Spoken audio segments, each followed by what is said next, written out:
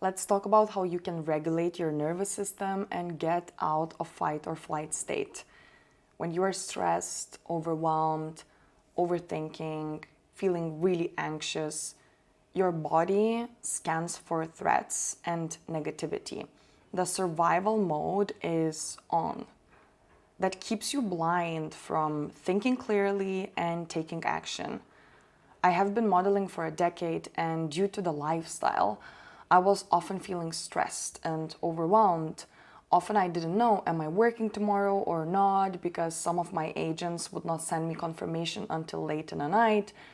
The fashion weeks were really chaotic and just crazy. All that glamorous life and pictures that you see from modeling actually are not so glamorous in real life. Just a reminder, social media is not real life. Sometimes I had to live with 6 roommates in the same room. I was penalized for gaining weight. I was told not to eat constantly to stay skinny. Constant rejection and high competition. It was really tough mentally and physically, the travel fatigue. So I had to develop some methods to regulate my nervous system and to manage stress better. I remember 10 years ago, I was living in New York and I was waking up at 5 a.m. in fight or flight state and just rushing through the door as fast as I could to go to work. The problem was that lack of sleep felt heavy on the body. Your body stores stress inside of it. And our hustle culture didn't equip us with tools to regulate emotions and calm our nervous system. Nobody teaches that in school. The more you suppress your emotions, the more your body spirals into survival mode. After a few years, it could become chronic and you start having body pains like stomach pain, headaches, lower back pain, heaviness in the chest. I remember when for a few days I had these crazy migraines. I was just really busy working long hours. I didn't have any unwinding routine before I would go to sleep to regulate my emotions and to allow my body to feel safe. Sometimes you forget how to breathe into your belly because you are in fight or flight state, and your body then starts scanning for threats instead of just seeing everything from a more positive perspective. I have a friend who doesn't know how to breathe into her belly because she is in fight or flight state, and it's really hard. Whenever she goes outside, she feels anxious and she feels like there's threat everywhere. Her stomach is really tight and sucked in. I have tried unhealthy ways to regulate my emotions like partying, drinking, alcohol, smoking. And yeah, it did help temporarily. I had so much fun, so much fun. But I was just numbing my emotions. Like, smoking felt so good. You take a deep inhale, you exhale, and it helps you to relax. But looking at it long term, it's unhealthy. Drinking wine felt also good and healing, but I realized that too much partying was an escape, and I was just suppressing and numbing my emotions instead of just dealing with them. I understood that these habits long term won't help me grow, so I needed to change that.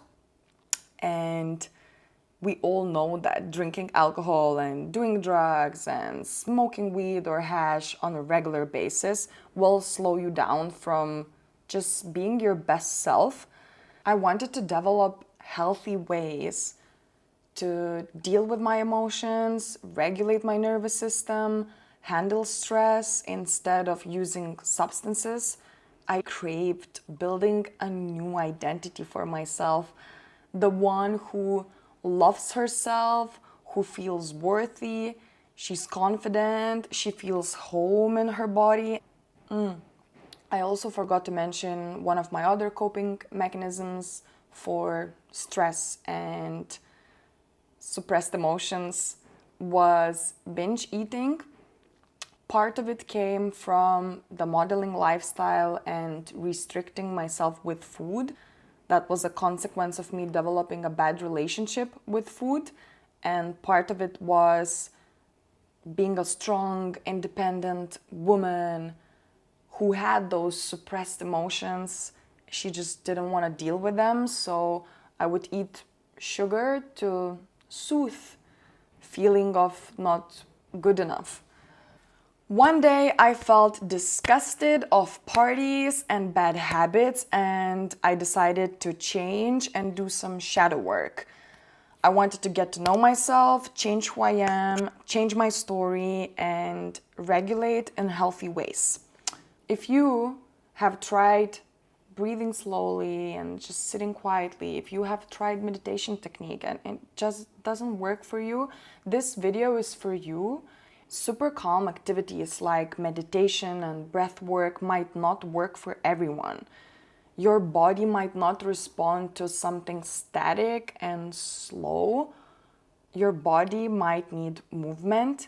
I believe movement is the best way to emotionally discharge, regulate your nervous system, and boost all the happy hormones.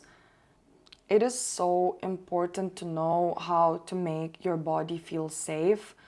When you fail at something, when you get triggered, how long do you stay in a stressful state? Really let that sink in. How long do you worry about something? How long do you regret something? How long do you overthink a stressful situation? It's a crucial skill to learn to bounce back quickly into a positive state. When you give your body safe space to feel emotions and you learn to control your mental state, you will never get stuck. You understand that emotions are there just for a moment, and you learn to manage stressful situations and you just move on, and you can efficiently create your own reality. Studies show that dancing reduces cortisol, your stress hormone. It increases dopamine, your reward system hormone, and it increases serotonin, which is your happiness, yay, hormone, which means dancing supports mood regulation. Dancing has been shown to reduce symptoms of anxiety and depression, and I am truly the living example that dancing brings out light, happiness, positivity, and peace. I've been depressed myself for a bit, and I always stayed consistent with dancing. It helped me so much to feel at peace. It helped me to unlock stored emotional pain in my body. I would dance and cry and cleanse at the same time. I highly recommend free movement, dancing, so you activate your vagus nerve. It's a nerve that connects your brain to your gut. It helps you tune into your parasympathetic nervous system, which is rest and digest system when the body feels safe, and it can scan for positivity and opportunities instead of seeing everything in a negative way and scanning for threats. I hope that was helpful. See you in the next video.